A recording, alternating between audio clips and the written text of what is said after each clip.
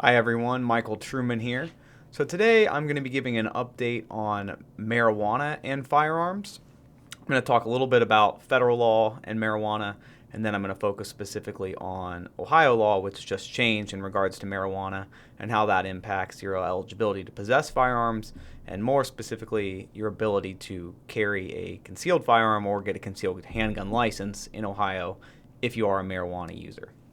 So the big change for Ohio is as of today, which is December 7th, recreational marijuana use is now legal in the state of Ohio. We previously had already legalized medicinal marijuana. Recreational marijuana is now legal as well. As of today, there is still no place to legally purchase recreational marijuana, but you cannot be prosecuted for possessing or using it. Marijuana and firearms, it's definitely a hot button topic. As we sit here today, because marijuana is still illegal at the federal level, you cannot legally possess, carry, purchase anything to do with firearms or ammunition if you are a regular user or any user of marijuana. Federal law, it's 18 U.S.C. 922 G3. It states that anyone who is an unlawful user of or addicted to any controlled substance cannot possess firearms. But you might be thinking, well, if I have a medical marijuana prescription or my state has legalized recreational marijuana, I'm not an unlawful user. That's not true because they're not looking at state law, they're just looking at federal. And under federal law, you are still an unlawful user of marijuana, even if your state says it's legal. So federal law and state law in that area can be different. Federal law controls when we're looking at the Federal Gun Control Act. So anyone who is using marijuana, has a medical marijuana card, anything like that, legally cannot possess firearms. And when you go to purchase a firearm, you have to fill out ATF Form 4473, and one of the questions on there directly asks, are you an unlawful user of or addicted to any controlled substance? And if you give a false answer on that, you can technically be convicted, or at least charged and convicted of a felony level offense. That's one of the primary crimes that Hunter Biden is currently being prosecuted for. So, how does this impact Ohio concealed carry law? So, Ohio is one of a handful, or it's more than a handful now, of constitutional carry states. And essentially what that means is in Ohio is you don't have to get a concealed carry license to carry a concealed firearm. We still offer the concealed carry license. There are still some benefits to it, but you don't have to get one to carry a concealed firearm. The catch to that is to get a concealed carry, or to legally carry without a license, you have to at least be eligible for the license. And this is a very, I'd say, relatively unknown provision of the concealed carry statute. Ohio's concealed carry licensing statute is 2923.125 of the Ohio Revised Code.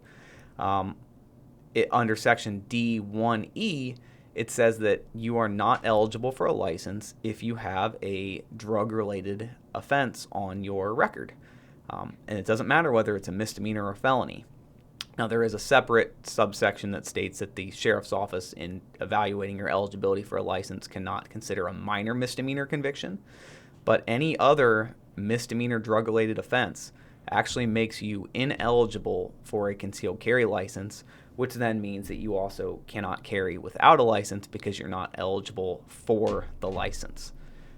I've talked to many clients who think that their gun rights are fully intact, but they'll have had a minor or a misdemeanor of the fourth degree marijuana possession from years ago, and that does make them ineligible for the concealed carry license, which again, as we've discussed, also then makes them ineligible to carry without a license. So, as of actually yesterday, there is an amended substitute House Bill 86. You can find that right on the Ohio General Assembly's website if you would like to take a look at it. And one of the things that it's going to do is, if this passes, which is expected to pass, is going to create an automatic expungement for low-level marijuana possession convictions. And it's automatic in the sense that the judges don't have discretion to grant it, but the person would still have to apply for the expungement. But what that means then is, so let's say that you're the person that's got the misdemeanor of the fourth degree marijuana possession on your record, you currently can't get it that currently makes you ineligible for concealed carry license. Now, if you submit an application to expunge that conviction, it will automatically be granted. And once a conviction is expunged, that does then make you eligible for the concealed carry license. The sheriff's offices, in evaluating your eligibility, are not allowed to consider expunged convictions. So, for all the people in Ohio, these things are changing quickly with regards to marijuana. The state has been, because of Mike DeWine, as well as the Senate and House of Representatives, have both introduced various bills to regulate marijuana. It's going to be interesting to see what actually passes, but at least for gun rights right now, the bill that looks most likely to become law is going to be favorable towards firearm rights. But again, until the federal law changes, if you are a current user, unlawful user of, or addicted to any controlled substance, you cannot possess firearms. And as far as how far back that goes, generally under federal regulations, they're looking for evidence of use within the past 1 year.